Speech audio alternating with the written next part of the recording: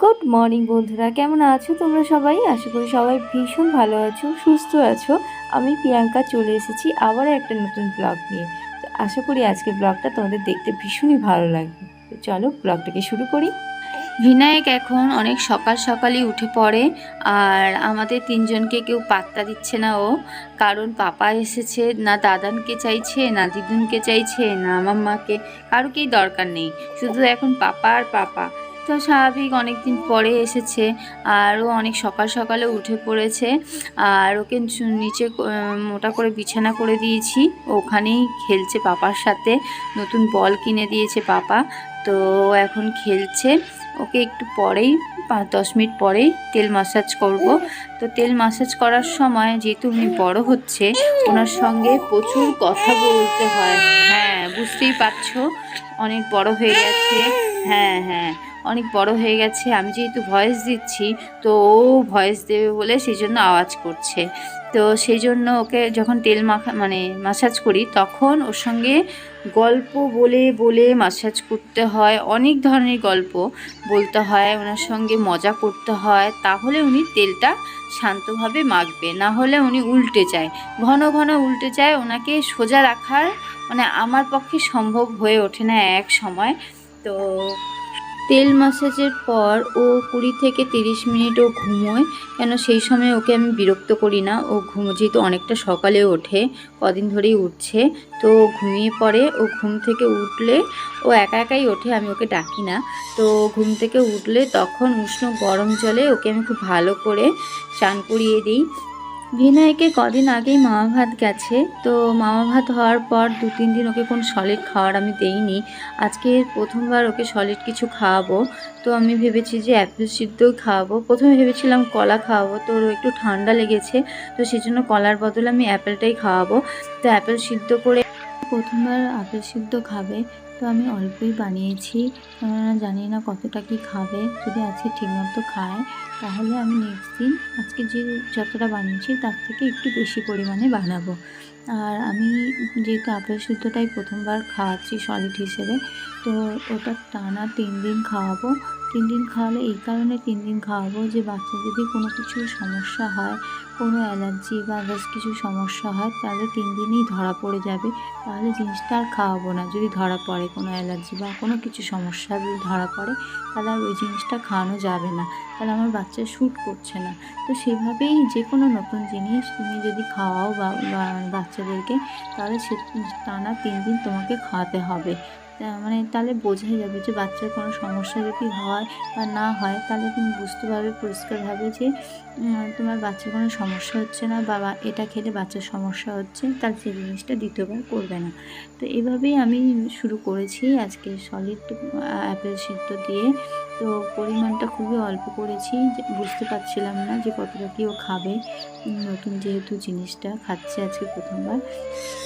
তো সেই জন্য একদম অল্প বানিয়েছি। আর ও এখন ভীষণ ছটফট করে, ও মোটামুটি ও সব কিছুই চাই ওর হাতে। তো এইভাবেই ওর অ্যাপেল সিদ্ধটা কোনো রকম খেয়েছে।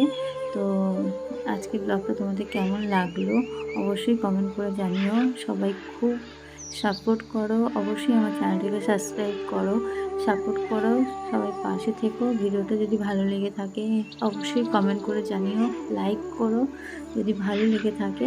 তো এভাবেই আজকে দিনটা সকালটা এভাবেই শুরু হয়েছে আমাদের। আর ও খুবই এখন ছটফট করে, যেহেতু পাপা এসছে, পাপার দিকে রীতিমতো তাকিয়ে রয়েছে। আর আজকে ভিডিওটা পাপাই করে দিচ্ছে।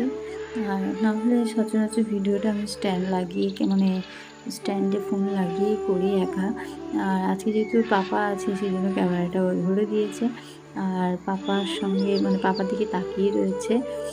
আর স্বাভাবিক, বাচ্চাদের পাপা অনেকদিন না থাকলে যা হয়, অনেকদিন পরে এসছে। প্রথম দিন সলিড খাওয়াতে গিয়ে আমি তো রীতিমতো হাঁপিয়ে গেলাম। ওর বাবাকে বলছি, এখনই কিছুই আমি শুরু করলাম না খাওয়ার, এখন থেকেই আমি হাঁপিয়ে যাচ্ছি, তাহলে পরবর্তীকালে কি হবে। কারণ এই কারণে বলছি ওর বাবাকে, এই সামান্য অল্প কিছু মানে অল্প বানিয়েছি আমি আপেল সিদ্ধ, সেটাকে খাওয়াতে গিয়ে আমি রীতিমতো হাঁপিয়ে গেছি।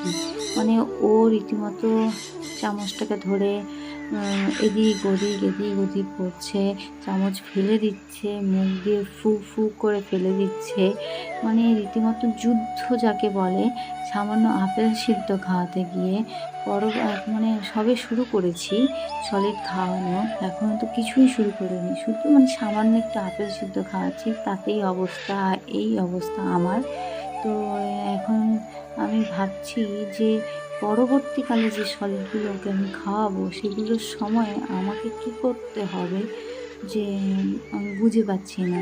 তো সেটাই ওর পাপার সঙ্গে আমি কথা বলছি আর ওকে খাওয়াচ্ছি। দেখতেই পাচ্ছ এইটুকু একটা পুটকে সামান্য আপেল সিদ্ধ খাওয়াতে গিয়ে মা হাঁপিয়ে যাচ্ছে।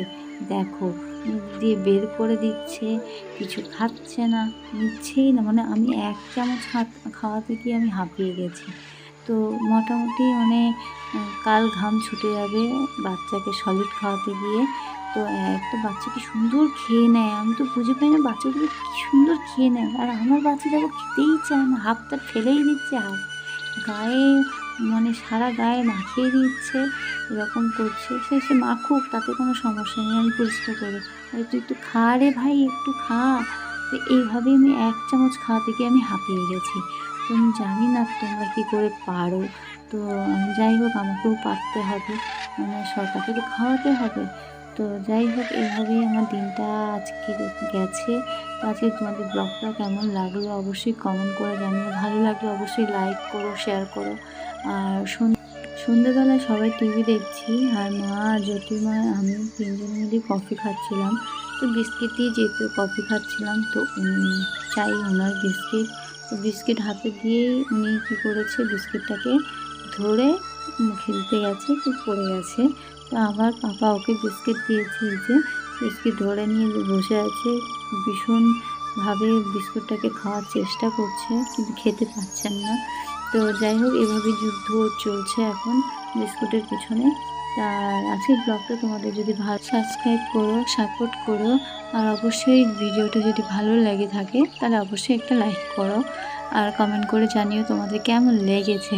তো চলো, আজকে ভিডিওটা তোমরা দেখতে থাকো, আর অবশ্যই আমার পাশে থেকো। এখন দাঁত উঠবে না, দেখো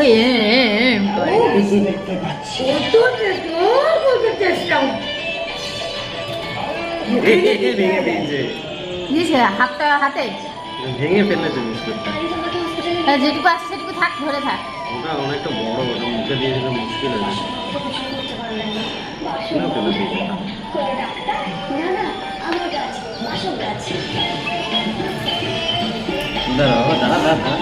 একটু গুঁড়ো করে দাও ওকে মুখে।